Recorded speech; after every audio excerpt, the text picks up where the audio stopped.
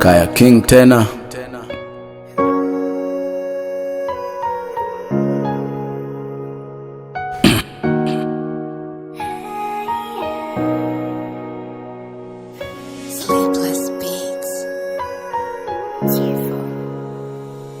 Niko hai leo, siyo kwamba kwa ujanja wangu, kwa huruma za Mwenyezi na sio nguvu zangu.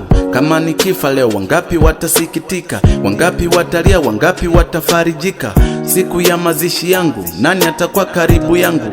Pembezoni mwa kaburi langu, nani atakuwa kando kando yangu? Chini ya udongo, nitabaki na kampani au nitabaki peke yangu? Kwanza sijui nitakufaje, nitakufa usingizini au nitakufa safarini? Nitakufa kwa maradhi nimelazwa hospitalini, au nitakufa niko kwenye harakati zangu kama wana wa Kariakoo, kupambania maisha kisha kupambania roho? Nitakufa nimetimiza yale malengo yangu, ama nafasi hiyo nitawachia wenzangu? Nani atatazama zile hali za wanangu? Kifo chelewa nikamilishe mipango yangu.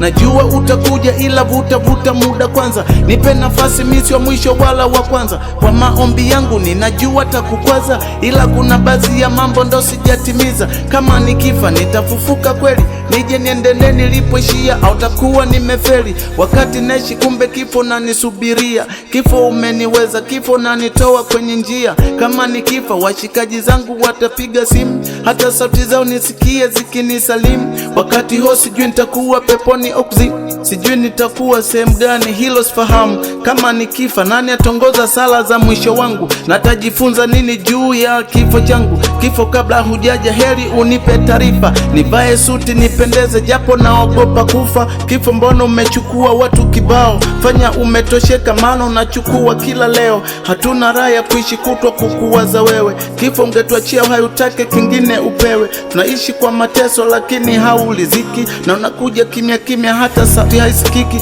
Basi ukitaka kuja niambie ni sali ya mwisho, najua tunapita na haya ndiyo mapito. Kama nikifa nani atasoma wasifu wangu kipindi nimelala kwenye usingizi wangu? Kifo chelewa nikamilishe mipango yangu, au nipe idadi iliyobaki ya miaka yangu. Kifo chelewa nikamilishe mipango yangu.